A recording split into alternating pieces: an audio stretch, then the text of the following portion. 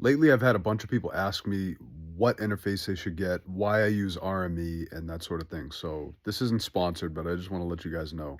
So I have an RME UFX III.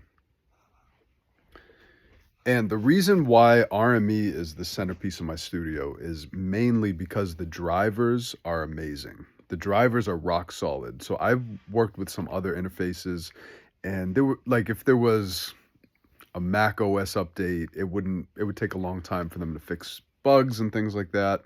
RME is kind of on it, and they have a reputation for supporting their products for a long time.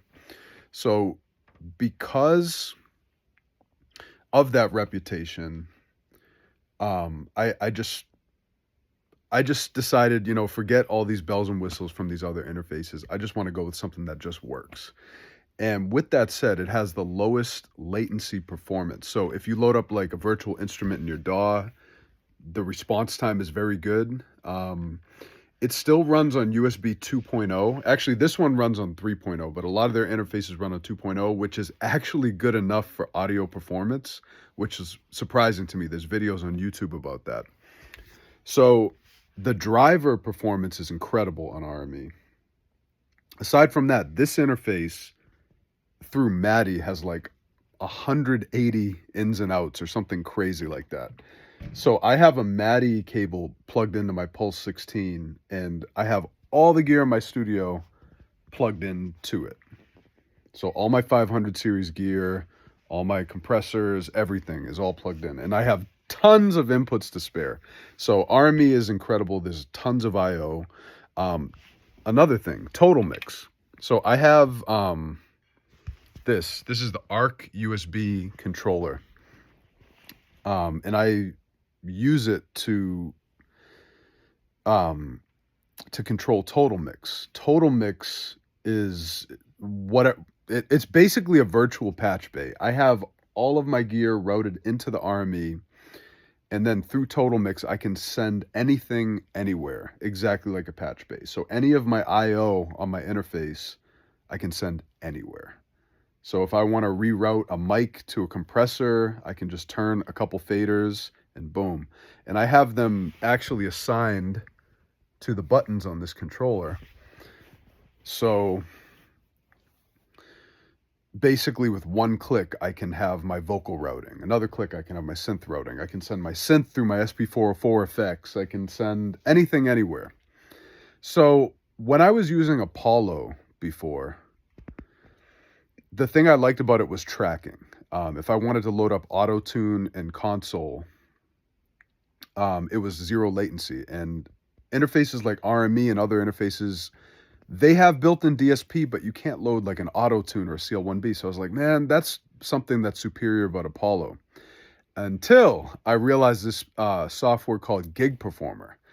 Gig Performer lets you run any plugin in real time, not quite in real time, but at a very low latency. So I can set a 32 buffer size in Gig Performer. I could have a huge Ableton session running at 2048 buffer size, and it will allow me to have a 28 buffer Ableton and a 32 buffer Gig Performer, since RME has very low latency support.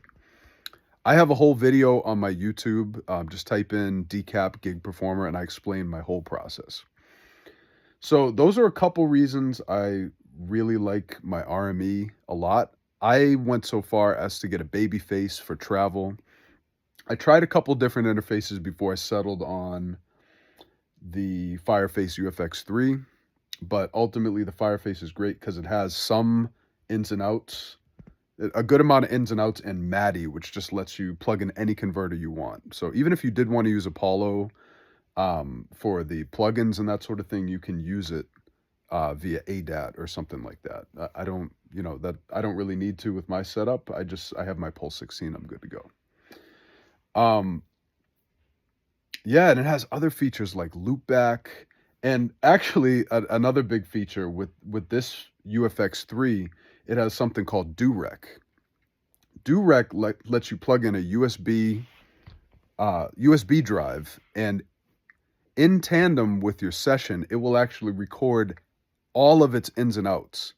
So from Total Mix, you can actually click record and record everything going on. So if I start a session, plug in the USB drive, and I hit record, everything that happens will get recorded. So if I'm just messing around on a synth, anything routed into my interface will record everything.